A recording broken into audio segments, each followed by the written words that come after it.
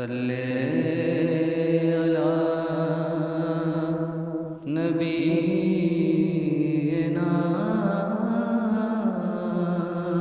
صلی علی محمد۔ محترم ناظرین، آج ہم غسل کے طریقے پر گفتگو کریں گے۔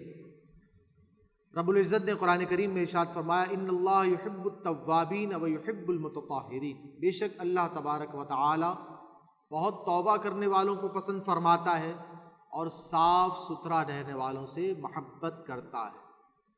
تو طہارت یہ اسلام کا ایک بنیادی عنصر ہے۔ یاد رکھیے، طہارت میں پاکیزگی ہے، اور طہارت کا تصور یہ صرف اور صرف اسلام دیتا ہے۔ دنیا کے دیگر مذاہب میں طہارت کا کوئی تصور نہیں پایا جاتا۔ طہارت کس طرح سے حاصل کی جائے؟ طہارت کی دو قسمیں ہیں،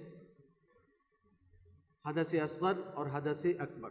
حدث اصغر چھوٹی نجاست اور حدث اکبر بڑی نجاست۔ تو حدث اصغر اس سے وضو کرنا فرض ہو جاتا ہے، اور حدث اکبر سے غسل کرنا فرض ہو جاتا ہے۔ غسل کے فرض ہونے کے لیے انسان کے ساتھ چند چیزوں کا معاملہ ہونا ضروری ہے۔ انسان کی منی کا اخراج یا میاں بیوی کا آپس میں مباشرت کرنا، عورت کا حیض و نفاس سے فراغت پانا، یہ وہ وجوہات ہیں جن کی بنا پر مسلمان پر غسل کرنا فرض ہو جاتا ہے۔ فرض غسل کو کس طرح سے ادا کیا جائے؟ غسل کی دو قسمیں ہیں، غسل مسنون اور غسل واجب۔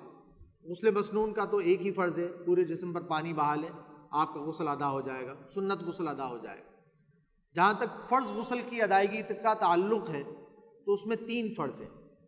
ان 3 فرضوں میں سے کوئی ایک فرض جان بوجھ کر یا بھولے سے رہ جائے تو آپ کا غسل صحیح نہیں ہوگا، آپ پاک نہیں ہو سکیں گے۔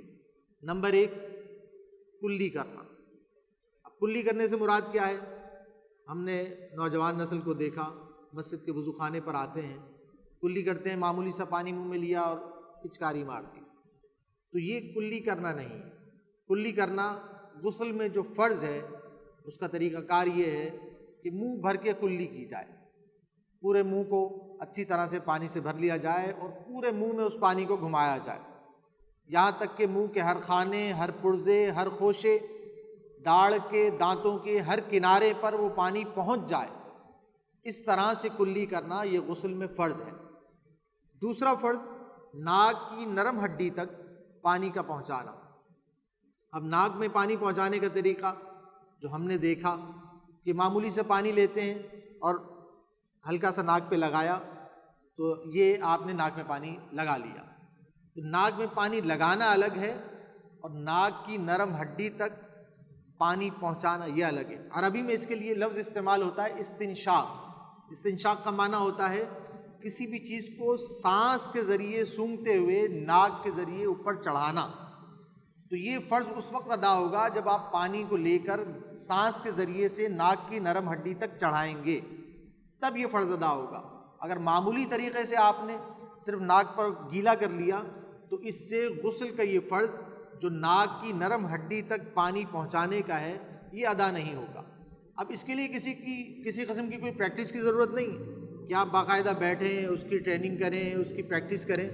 ناک کی نرم ہڈی تک جب پانی پہنچے گا تو آپ کو خود محسوس ہوگا کہ اب پانی پہنچ گیا ہے، اور ناک کو پھر آپ نے الٹی چنگلی سے صاف کرنا ہے۔ اگر ناک میں کسی قسم کی کوئی رطوبت، کوئی مواد موجود ہے تو اس کو ہٹانا بھی فرض ہے۔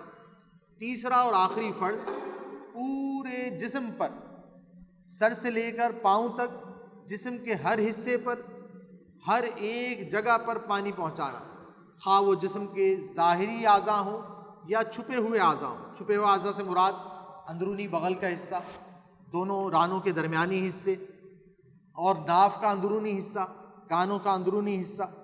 تو یہ وہ تمام سر سے لے کے پاؤں تک، اگر بال کے برابر بھی کوئی جگہ خشک رہ گئی تو آپ کا غسل ادا نہیں ہوگا۔ تو غسل کے یہ 3 فرض یاد کر لیجئے، اور اس طریقے سے جب آپ غسل کریں گے تو آپ کو مکمل پاکیزگی اور طہارت حاصل ہو جائے گی، اور آپ بآسانی نماز اور دیگر عبادات کو کر سکیں گے۔ رب تعالی ہمیں عمل کی توفیق عطا فرمائے۔ صلی علی